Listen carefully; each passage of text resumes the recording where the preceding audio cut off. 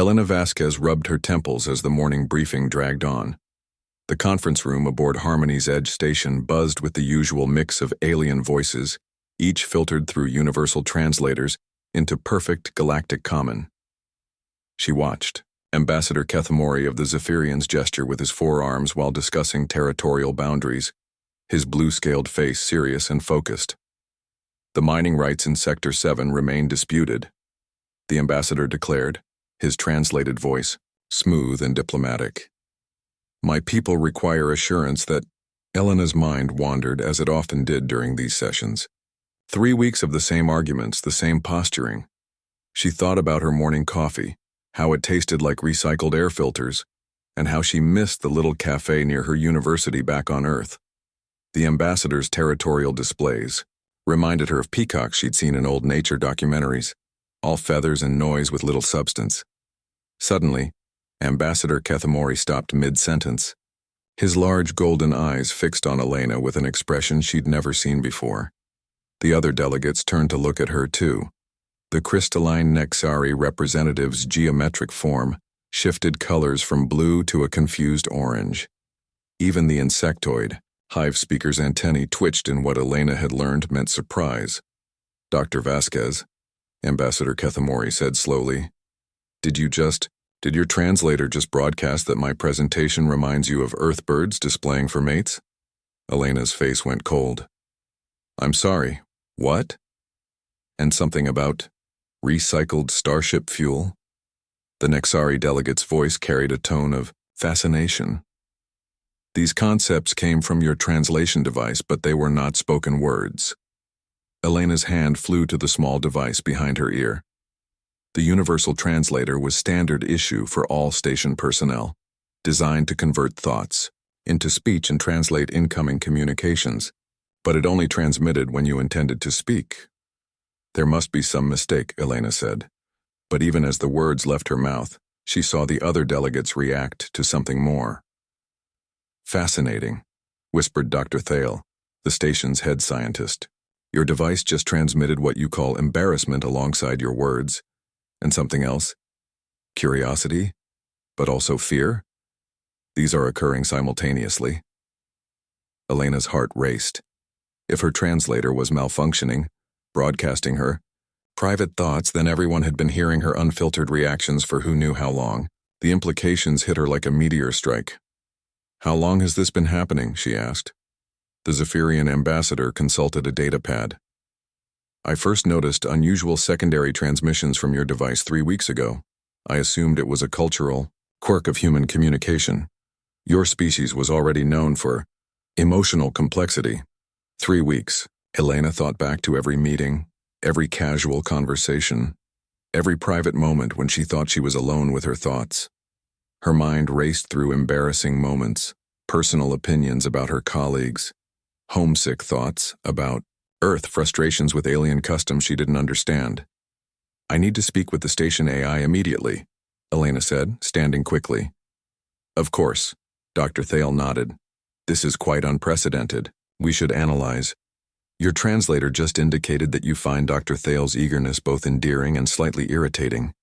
The hive speaker interrupted, their voice carrying the collective confusion of their entire cluster. How can you experience positive and negative reactions to the same stimulus simultaneously without psychological damage? Elena froze. Not only had her translator been broadcasting her thoughts, but it was apparently revealing emotional responses that other species found impossible to understand. She left the conference room quickly, her face burning with embarrassment and her mind spinning with possibilities.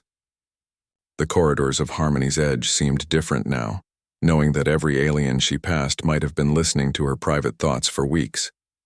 The central computer core hummed quietly as Elena approached the main interface terminal. Computer, I need a full diagnostic on my universal translator. Authorization. Vasquez, Elena, Xenolinguistics Department. The station's AI responded immediately, its voice calm and mechanical. Diagnostic complete, Dr. Vasquez. Your universal translator is functioning within normal parameters. That's impossible. It's been broadcasting my private thoughts. Correction. Your translator has been attempting to process and transmit the full spectrum of your neural activity related to communication and emotional response. This includes subvocal thoughts, emotional reactions, cultural associations, and memory-linked responses. Elena stared at the interface screen. That's not how translators work. They only transmit intended speech. Accurate for most species. However, human neural patterns prove more complex than originally programmed. Your translator's empathy filters burned out attempting to separate conscious communication from unconscious emotional processing. Without these filters, it transmits all communication-related brain activity. So everyone has been hearing my thoughts? Not thoughts precisely. Your translator broadcasts what other species would consider impossible. Simultaneous emotional states, layered cultural references, emotional responses to memories triggered by current events, and empathetic reactions to others' emotional states that you perceive unconsciously. Elena sat down heavily in the nearest chair. How many people know about this? The malfunction has been observed by 47 station personnel across 12 species. Most initially dismissed the additional transmissions as translation errors or human cultural artifacts. However, 3 xenopsychologists have begun studying the recordings. Recordings. Standard protocol requires all diplomatic communications be recorded. Dr. Kethvar of the Xenopsychology Division requested copies of all sessions involving your malfunctioning translator. The recordings show emotional complexity previously thought impossible in individual consciousness. Elena's mind raced. If xenopsychologists were studying her emotional patterns, they would discover things about human consciousness that humanity had never shared with the galactic community. Things that could change everything. Computer, what exactly are they learning from these recordings? Analysis indicates that human emotional processing operates on frequencies and complexities that exceed the measured capacity of any known species. Where most galactic citizens experience 3 to 5 distinct emotional states, your recordings demonstrate over 100 measurable variations, often simultaneously and without psychological conflict. Elena thought about every human she knew, every friend and family member back on Earth. None of them had seemed particularly complex to her. The ability to feel multiple emotions at once, to love someone while being annoyed with them, to feel sad about happy memories, to worry about strangers. These seemed like basic parts of being human. Are you saying other species can't do this? Confirmed. Most species experience emotion sequentially or in simple combinations. The concept of loving one's enemies, feeling joy for others' success without personal benefit, or experiencing nostalgia for painful memories does not exist in any other documented psychology. Elena realized that her broken translator hadn't just exposed her embarrassing thoughts. It had revealed that humanity possessed emotional capabilities that the rest of the galaxy couldn't even understand, let alone replicate. The implications terrified her. If other species learned the full extent of human emotional sophistication, how would they react?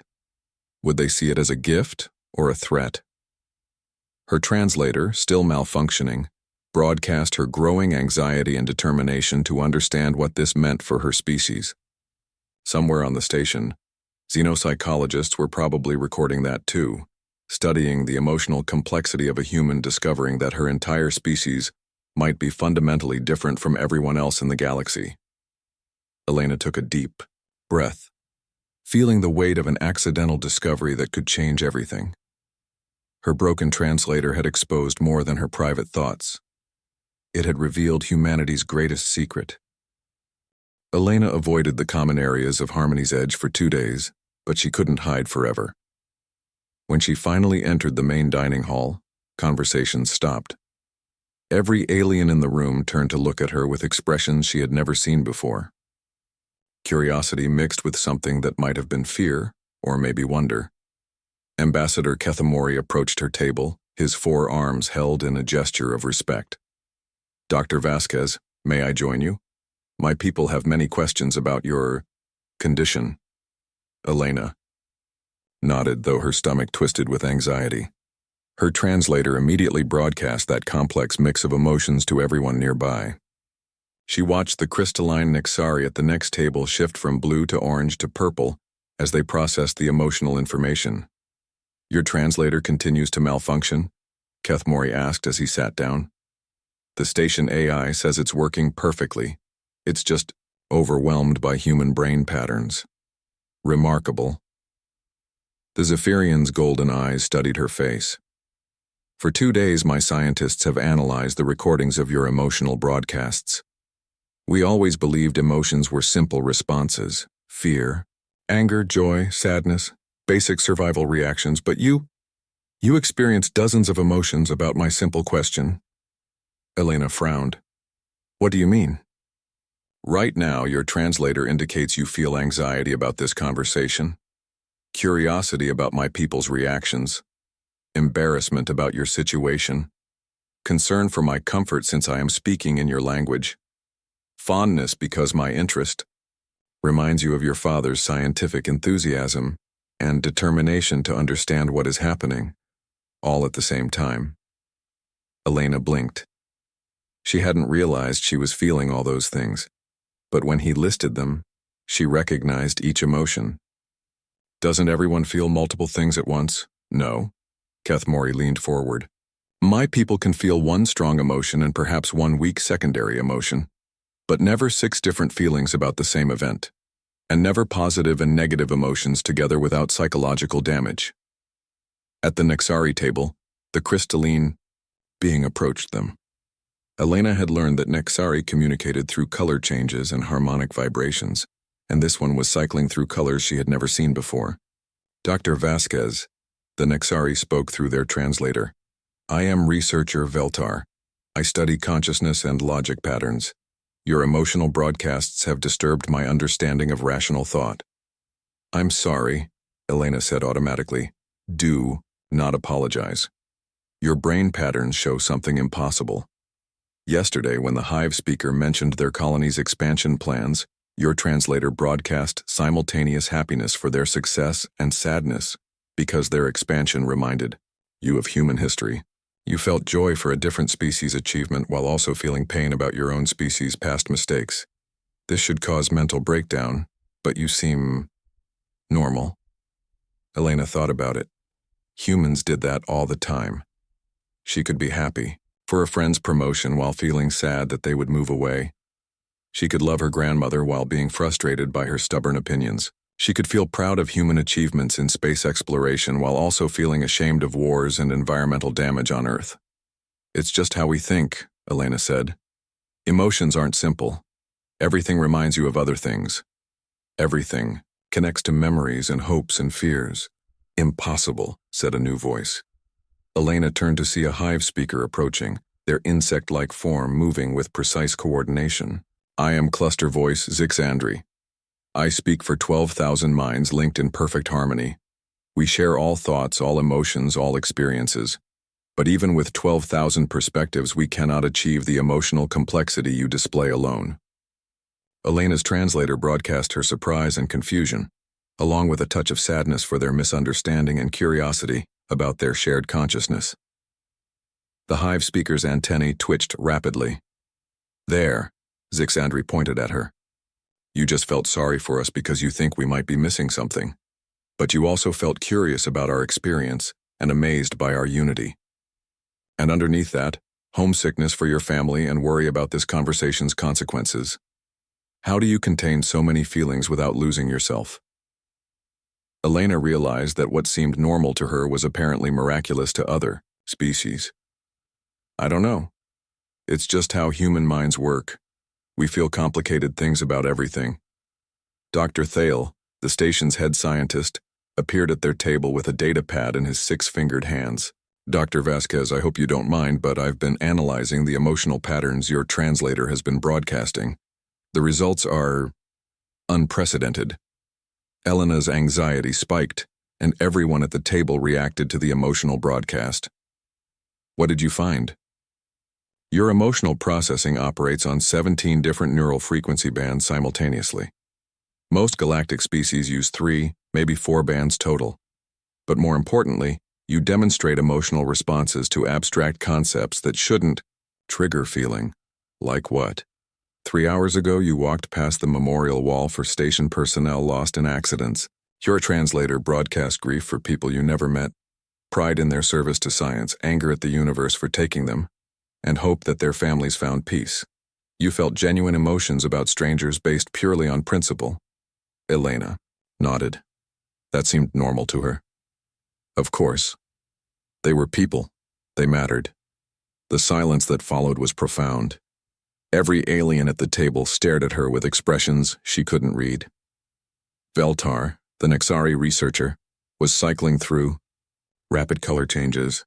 You feel grief for unknown individuals of your own species based on abstract concepts of value and loss?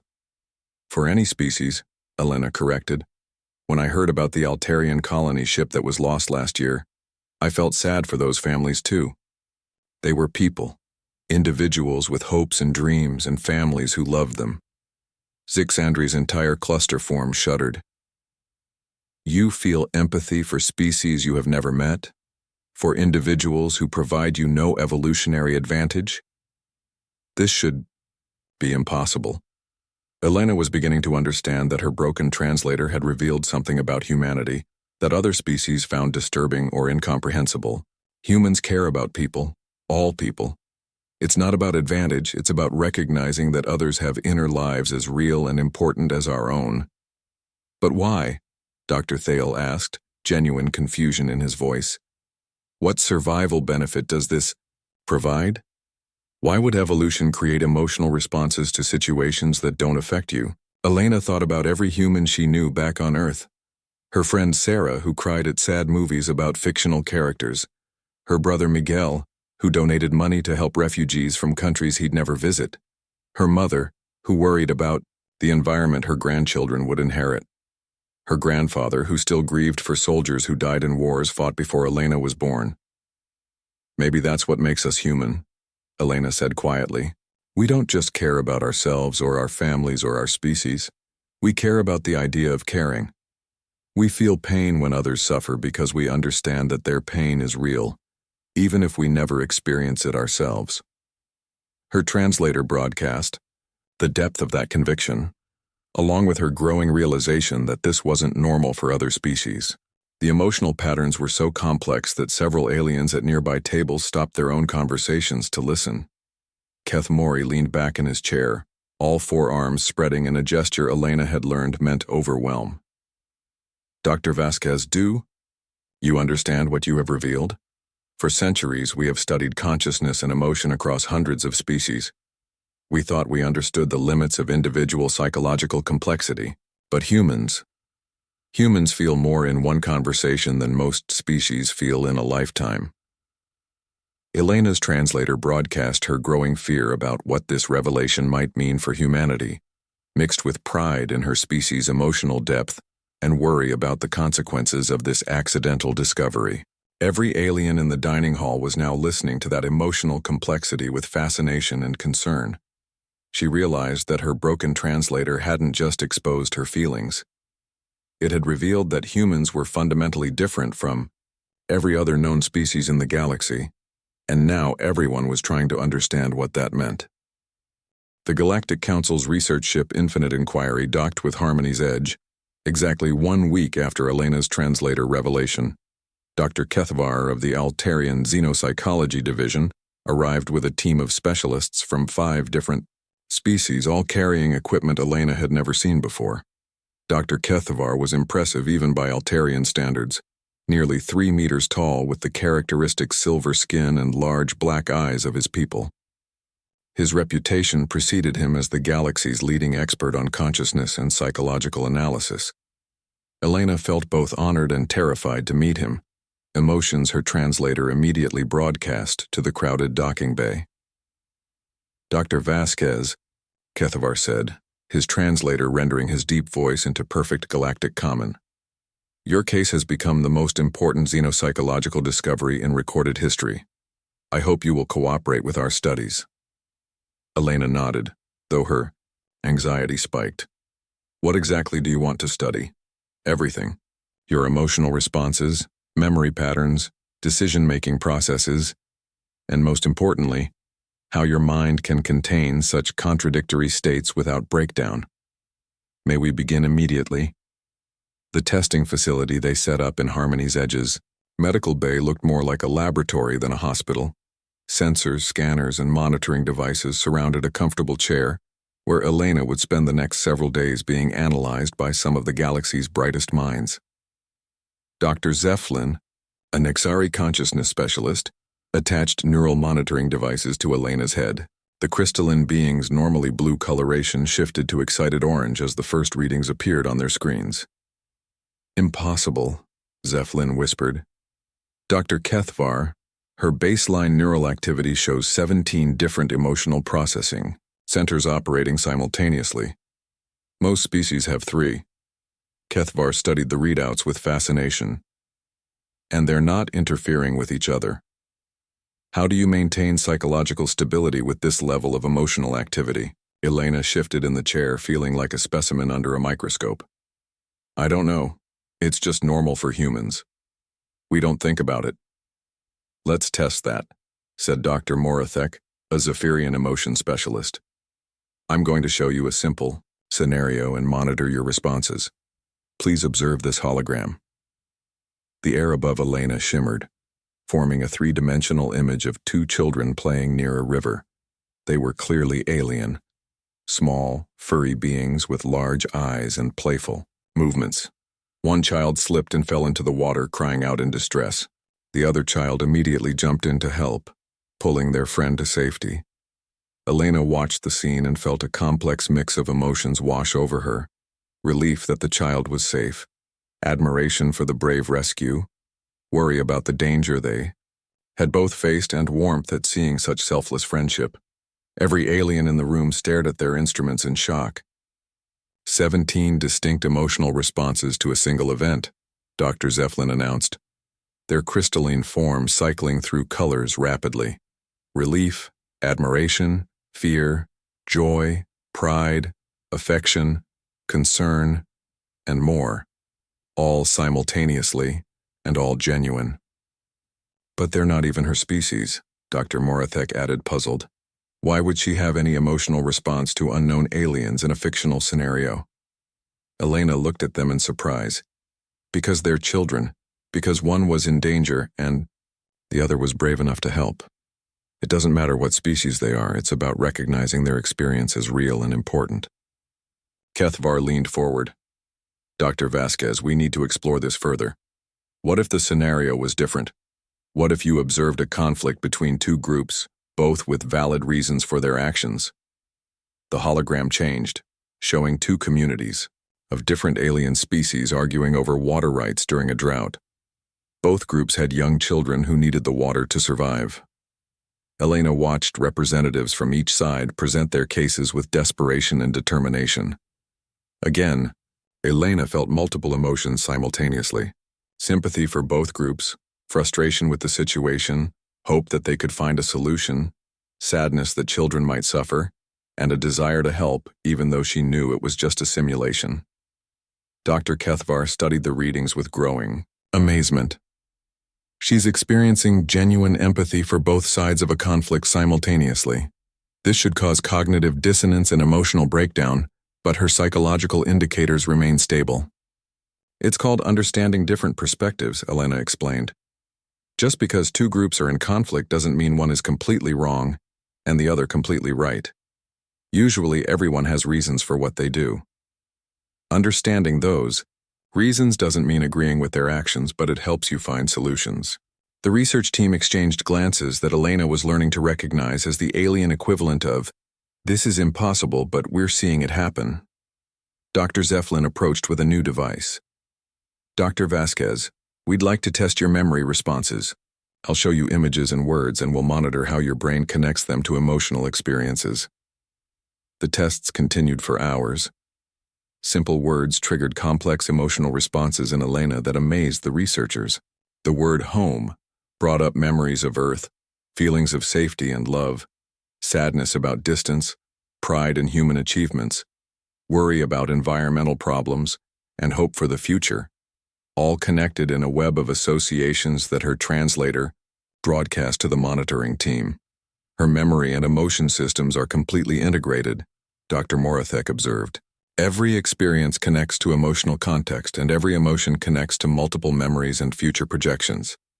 It's like her entire consciousness is one giant emotional processing center. And yet she functions normally, Kethavar added. Dr. Vasquez, how do you make decisions with so much emotional complexity? Elena thought about it. I guess we just balance everything.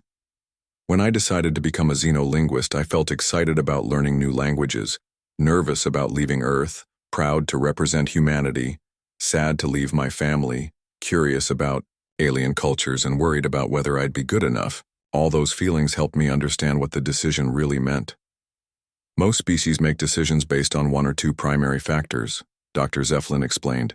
Fear versus opportunity, logic versus emotion, individual versus group benefit. But you process dozens of factors simultaneously and somehow synthesize them into coherent action. The testing revealed more surprises as the day continued.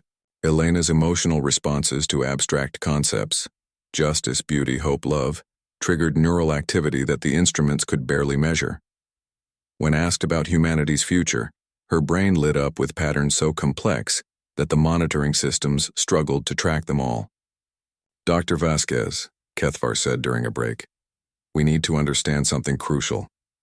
Are these capabilities unique to you, or do all humans share this emotional complexity? Elena considered the question.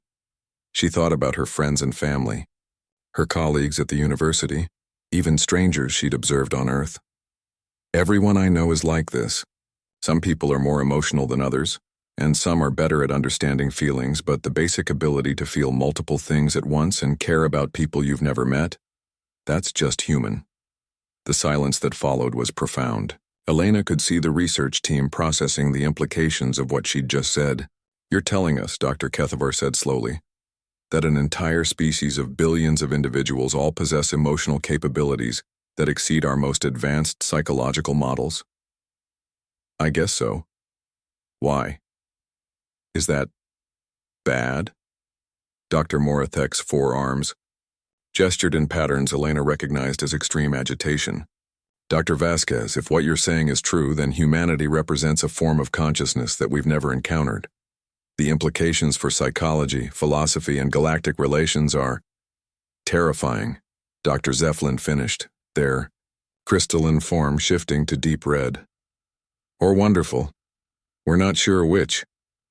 Elena realized that her broken translator had revealed more than just her own emotional complexity. It had exposed the fact that every human possessed psychological capabilities that the rest of the galaxy couldn't even understand. The research team was looking at her not as an individual, but as a representative of something entirely new in their experience. She wondered what would happen when the galaxy learned that humans weren't just emotionally complex, they were emotionally advanced beyond anything previously thought possible. Elena woke to red emergency lights flashing in her quarters. The station's alarm system echoed through the corridors with urgent warnings that made her heart race. Her translator immediately broadcast her fear and confusion to anyone nearby with the proper monitoring equipment. All personnel to emergency stations, the station AI announced. Unknown vessels approaching. Defensive positions authorized. Elena dressed quickly and rushed to the central command center where she found chaos. Dr. Thale was coordinating with station security while multiple species worked frantically at control panels. On the main viewing screen, 5 massive warships approached Harmony's edge in attack formation. Hegemony vessels, Dr. Kethavar said grimly as Elena approached. The Altarian xenopsychologist looked exhausted after days of studying her test results. Admiral Thexmore commands the lead ship. He's here for you. Elena's confusion spiked. For me? Why?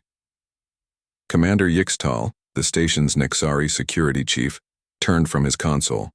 His crystalline form glowed angry red. The Hegemony learned about your abilities from our research reports. They want to weaponize your emotional capabilities. Weaponize emotions? Elena couldn't understand how that was possible. Dr. Thale joined them, his 6-fingered hands gesturing anxiously. Think about it, Dr. Vasquez. If humans can truly understand other species' emotional vulnerabilities better than those species, understand themselves, you could potentially manipulate entire civilizations, convince them to surrender without firing a shot, make them want to follow human leadership. Elena felt sick. Her translator broadcast disgust, fear, and anger at the very suggestion. I would never do that. Humans wouldn't do that. The hegemony doesn't care about your intentions, Kethvar said sadly. They want to study your brain, understand how human emotional processing works, then create artificial systems that can replicate your empathic abilities. They could build weapons that target psychological weaknesses rather than physical defenses. The main screen crackled to life, showing Admiral Thexmore of the Hegemony Fleet. He was a Korthak warrior, massive and intimidating with natural armor plating and predatory eyes. When he spoke, his translator carried undertones of absolute authority. Harmony's Edge Station, you will surrender the human Dr. Elena Vasquez immediately. She represents a clear threat to galactic security and must be contained. Commander Yixtal stepped forward. Admiral, Dr. Vasquez is under the protection of the Galactic Council's Scientific Exchange Program. You have no authority here. Authority? Thexmore's laugh was harsh. I have 5 battle cruisers and the backing of the Hegemony Alliance. The human's emotional abilities make her a weapon of mass manipulation. She will come with us voluntarily, or we will take the entire station. Elena watched in horror as the Admiral's threat became real. The Hegemony ships powered up their weapons, targeting the station's defensive systems. She realized that her broken translator had caused this crisis by revealing capabilities that others saw as dangerous. I'll go with them, Elena said quietly. I won't let people get hurt because of me. Absolutely not, Dr. Thale said firmly. We've sent emergency signals to the Galactic Council. Help is coming. Not fast enough, Commander Yixtal reported. They're charging weapons. Estimated time to full power, 10 minutes. Elena made a decision that surprised everyone, including herself. She started walking toward the station's docking bays. I won't hide while others are threatened because of what I represent. Dr. Kethvar caught up with her in the corridor. Dr. Vasquez, you don't understand. If the Hegemony captures you, they'll dissect your brain to understand how human emotions work. They'll use that knowledge to build empathic weapons that could control entire populations. Elena's fear was overwhelming, but it was mixed with determination and something the aliens around her couldn't understand. Genuine concern for her potential captors. Her translator broadcast all of it. Terror at the thought of being captured, resolve to protect others, and surprisingly, worry about what this conflict would cost the Hegemony soldiers who were just following orders. I have an idea, Elena said, surprising herself, but I need to get to the main communications array. They reached the communications center as the Hegemony ships began their final approach. Elena could see armed shuttles launching from the battle cruisers heading for the station's docking bays. Time was running out. Open a direct channel to Admiral Thexmore, Elena ordered. I want to talk to him directly. Dr. Vasquez, Kethvar warned. He's not interested in negotiation. Maybe not, Elena said. But my translator is still broadcasting everything I feel. Let's see what happens when he experiences human emotions. Firsthand. The communication channel opened, and Admiral Thexmore's armored face appeared on the screen. Human, you will surrender immediately or face the consequences. Elena looked directly at him and let herself feel everything. Her fear for the station personnel, her sadness that peaceful research had led to violence, her anger at being hunted for abilities she never asked for, and underneath it all, her genuine sorrow that he felt the need to threaten innocent people to accomplish his goals. But most importantly, she let herself feel forgiveness. Even though he was threatening her friends, even though he wanted to capture and harm her, she understood that he believed he was protecting his people from a perceived threat. She forgave him for his fear and his violent response to that fear. The Admiral stopped speaking mid-sentence. His fierce expression shifted to confusion, then something like pain. What is this? He demanded. These sensations, these are not my thoughts. Elena's translator was broadcasting directly to his ship's communication system. carrying the full spectrum of her emotional response to their situation. For the first time in his life, Admiral Thexmore was experiencing human-level empathy. "This is how humans feel," Elena said gently. "This is how we experience the universe. We feel afraid and brave at the same time. We can be angry with someone and still care about their well-being. We can forgive people who hurt us because we understand that they're probably hurting too."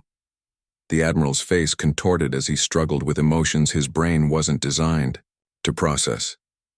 "Stop this. These feelings, they're impossible."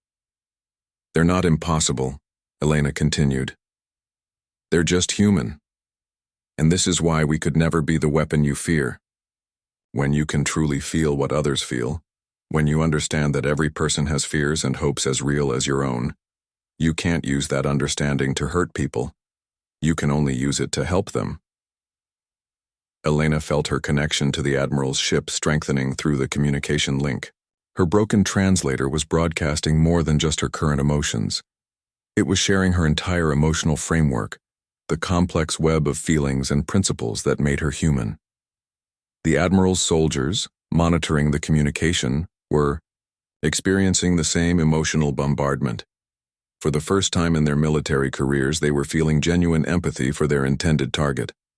"Admiral," one of his officers reported, voice shaking, "the human, she's not angry with us. She's worried about us. She's afraid for our well-being even though we're threatening her." How is this possible? Elena watched as the realization hit the Admiral and his crew. They were experiencing the fundamental truth about human emotional complexity. The more deeply you could feel, the more impossible it became to cause unnecessary suffering. I cannot... Admiral Thexmore struggled with concepts his mind had never been designed to handle. "You truly feel concern for our safety while we threaten yours?" "Yes," Elena said simply. "Because you're people. Because your lives matter. Because hurting you won't solve anything and helping you might." The communication channel went silent for long moments. Elena could feel through her translator that something fundamental had shifted on the hegemony ships. The soldiers were questioning their orders not from rebellion, but from a sudden understanding of what they were really being asked to do. Elena realized that her broken translator might have just prevented a war, not through force or manipulation, but by sharing the simple human truth that everyone deserved empathy, even your enemies. The silence stretched for several minutes before Admiral Thexmore spoke again. His voice had changed. The harsh authority was gone, replaced by something Elena had never heard from a hegemony commander: uncertainty and genuine curiosity. "Dr. Vasquez," the Admiral said slowly, "my weapons officer reports that he cannot bring himself to target your station. My soldiers cannot understand why they volunteered for this mission. What have you done to us?" Elena felt a mixture of relief and sadness. Her translator continued broadcasting those complex emotions to the hegemony fleet, adding to their confusion and growing understanding. "I haven't done anything to you. I've just shared how humans experience the universe. What you're feeling is empathy, the ability to understand and care about others' experiences as if they were your own." "This is disturbing," Thexmore admitted.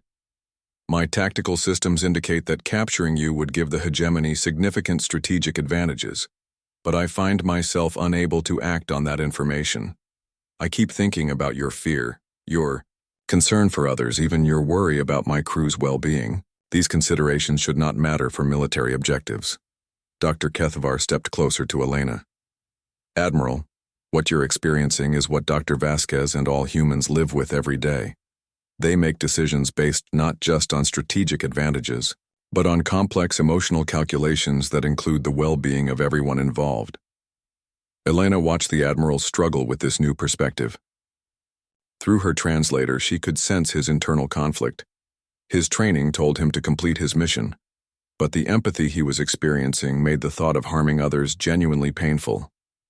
"If this is how humans think," Thexmore said, "then they cannot be weaponized as we feared.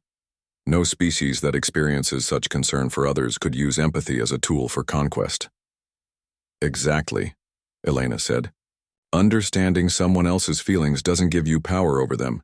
It makes you responsible for their well-being. The more deeply you can empathize, the more impossible it becomes to cause unnecessary harm. Commander Yixtal monitored his eyesight instruments with growing amazement. Admiral, your ships are powering down weapon systems. Your crew is requesting permission to dock and discuss the situation? Elena felt a spike of hope, but also continued worry. Admiral, I understand why you came here. If I thought my abilities could be used to hurt people, I'd be terrified too. But maybe there's another way to handle this. The main viewing screen flickered, and suddenly Elena could see directly onto the bridge of Thexmore's flagship.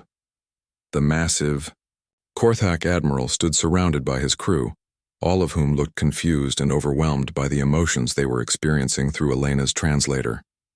We're coming aboard, Thexmore announced, but not to capture you. We need to understand what this means for the galaxy. An hour later, Elena found herself in Harmony's Edge's largest conference room, surrounded by beings she never imagined she'd meet peacefully. Admiral Thexmore sat across from her, his armor removed to reveal a surprisingly thoughtful face.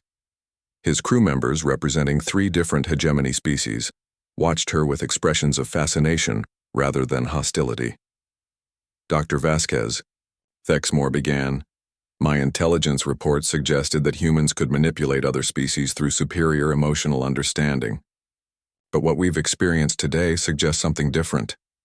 Elena nodded. Humans don't use empathy to control others. We use it to understand others. When you truly understand how someone feels, when you can imagine their experience as clearly as your own, manipulation becomes impossible. You can't deliberately cause suffering to someone whose pain you genuinely feel. Dr. Kethvar had been taking notes throughout the encounter. Admiral, your crew's response to Dr. Vasquez's emotional broadcasts suggests that empathy might be teachable. If other species could learn to process emotions the way humans do, it would change everything, finished Dr. Thale, his excitement obvious. Wars fought because of misunderstanding, conflicts based on fear of the unknown, oppression rooted in the inability to see others as genuinely important. All of it could become obsolete. Elena felt the weight of possibility and responsibility settling on her shoulders. Her translator broadcast that complex mixture of hope and concern to everyone in the room. One of Thexmore's officers, a crystalline being similar to the Nexari but with different color patterns, spoke up. Dr. Vasquez, if humans can feel such deep empathy for strangers, for enemies, for people they've never met, how do you function as a species? How do you make difficult decisions when you care about everyone? Elena thought about humanity's history, its struggles and achievements. We make mistakes. Sometimes we fail to live up to our own empathic capabilities, but mostly, we try to find solutions that work for everyone. When you truly understand different perspectives, you usually can find ways to meet everyone's important needs. Admiral Thexmore leaned forward. What if instead of weaponizing your abilities, we learned from them? What if you taught others to experience empathy the way humans do? The suggestion hung in the air like a new possibility for the entire galaxy. Elena felt hope rising in her chest, mixed with excitement and determination. Dr. Kethvar stood up suddenly. Dr. Vasquez, the Galactic Council is offering you a choice. We can repair your translator, restore its privacy filters, and allow you to return to normal life. Your emotional capabilities would remain a secret, known only to the research team. Elena considered that option. She could go back to being just another human xenolinguist, her accidental revelation buried in classified files. Or, Dr. Thale continued, you could work with us to develop new ways of teaching empathy across species lines. Your translator malfunction might be the beginning of a new era of understanding. Elena looked around the room at faces from a dozen different species, all watching her with expressions she was learning to read. She thought about the galaxy she had discovered, full of intelligent beings who had never learned to truly understand each other's inner experiences. There's a third option, Elena said, her translator broadcasting her growing determination to everyone present. What if we don't hide this discovery, but we also don't try to replicate it artificially? What if I teach others the way humans think and feel, starting with a voluntary program for anyone who wants to learn? Admiral Thexmore's scarred face showed interest. You would teach empathy? Not just empathy, Elena corrected. Emotional complexity, the ability to hold multiple feelings simultaneously, to understand different perspectives, to care about abstract principles and unknown individuals. It's not about feeling more. It's about feeling more accurately and more completely. The room fell silent as everyone considered the implications. Elena could sense through her translator that something fundamental had shifted in how these beings viewed the universe and their place in it. 6 months later, Elena stood in front of her first class at the new Galactic Academy for Applied Empathy. Students from 23 species filled the lecture hall, all volunteers who wanted to learn how humans processed emotions and relationships. Her translator still malfunctioned, still broadcast her every feeling to anyone with the proper equipment. But now that was a feature, not a bug. Her students learned by experiencing her emotional responses directly, understanding how humans could feel fear and courage simultaneously, how they could love their enemies, how they could grieve for strangers and hope for people they'd never meet. The program was spreading slowly through the galaxy. Not every species was interested, and not every individual could learn the complex emotional processing that came naturally to humans. But enough were willing to try that Elena could see the beginnings of something new, a galactic community, based not on strategic alliances or economic benefits, but on genuine understanding and care for each other's well-being. Elena realized that her broken translator hadn't just exposed her secret. It had given the galaxy a gift that humans had never known they possessed. The ability to truly understand and care about others, even strangers and enemies, wasn't just a human quirk. It was potentially the foundation for a better universe. As she looked out at her diverse classroom of eager students, Elena felt the familiar complexity of human emotion, pride in her species, hope for the future, responsibility for the knowledge she was sharing, and underneath it all, the deep satisfaction that came from helping others understand that every being in the galaxy deserved empathy, understanding, and care. Her translator broadcast all of those feelings to her students, who were learning that the most powerful force in the universe wasn't technology or weapons or strategic advantage. It was the simple human truth that everyone mattered, everyone had value, and everyone deserved to be understood.